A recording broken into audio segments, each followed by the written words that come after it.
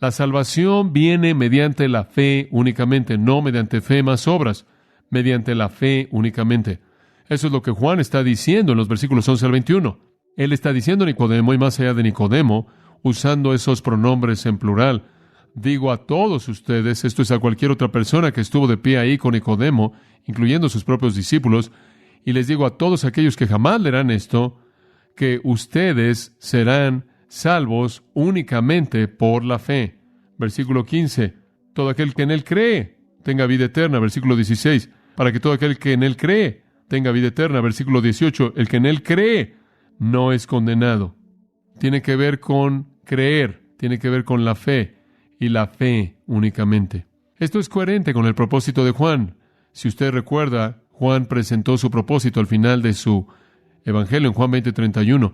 Estas han sido escritas, esto es el Evangelio entero, estas se han escrito para que creáis que Jesús es el Cristo, el Hijo de Dios, y para que creyendo tengáis vida en su nombre. Juan, de manera coherente, dice que la vida eterna, esto es el perdón de los pecados, la reconciliación con Dios, la esperanza del cielo, viene a aquellos que creen. Es únicamente por la fe. Ahora, lo que es fascinante de esto es el hecho de que viene después de los versículos 1 al 10. Simplemente piensa en esto. Jesús le está hablando a un incrédulo. Él está hablando a un hombre quien está en una religión defectuosa, hereje, apóstata. Él está deseando llevar a ese hombre a un conocimiento de la verdad. Y como consecuencia le dice 3 veces en esta conversación, a lo largo del versículo 11, de cierto, lo cual es una manera de decir, en contraste a todo el error que llena tu mente, el error que tú has aprendido y después lo has enseñado como el maestro en Israel, quiero decirte la verdad. Y la primera verdad que quiero que entiendas es que la salvación es una obra divina que Dios lleva a cabo desde el cielo. Eso no depende de ti. Vimos eso. Es absolutamente claro en los versículos 1 al 10. Y después, sin ninguna explicación, sin ninguna transición, nuestro Señor toma la siguiente parte de la conversación y la convierte en un monólogo y dice esto: cualquier persona que cree puede ser salva. Y explica eso en estos versículos. Cualquiera que cree puede ser salvo. Entonces, por un lado, usted tiene la doctrina de la soberanía divina. Por otro lado, usted tiene la doctrina de la fe humana, la creencia humana o la responsabilidad humana. Hay advertencias que le acabo de leer. Si usted no cree, usted será condenado.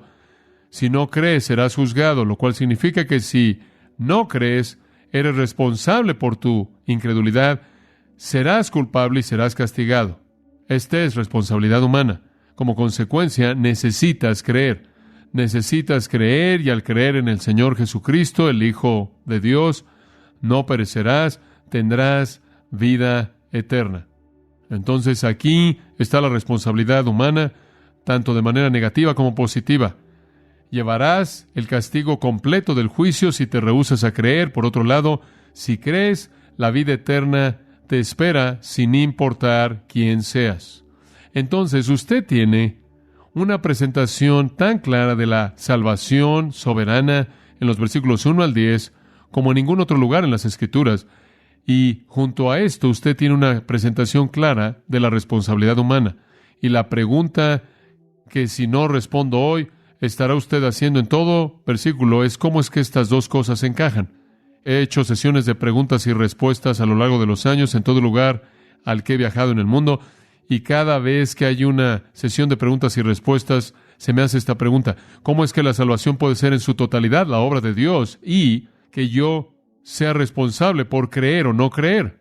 ¿Cómo es que estas dos pueden ir de la mano? Ahora, quiero decirle esto en primer lugar. La mayoría de la gente, al evangelizar, evita esa pregunta en su totalidad, asumiendo que los cristianos que han sido cristianos por mucho tiempo ni siquiera quieren enfrentar esa pregunta. Hacen lo que pueden para evitar que un incrédulo piense en esto, y habrán estado haciendo exactamente lo opuesto de lo que Jesús hizo. Jesús le está hablando a un incrédulo, y Él le presenta las dos verdades paralelas, gemelas, de la soberanía divina en la salvación y la responsabilidad humana. Y hace esto al principio de la conversación. Esta es una obra de Dios, únicamente una obra de Dios, pero tú serás responsable si tú no crees, y tú eres llamado a creer, y la vida eterna te espera si crees. Esas son verdades gemelas que son paralelas.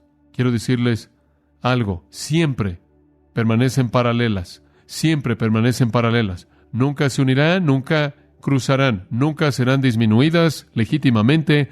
Son lo que son. El hecho de que usted no entiende cómo van juntas solo prueba que usted es menos de lo que debería ser.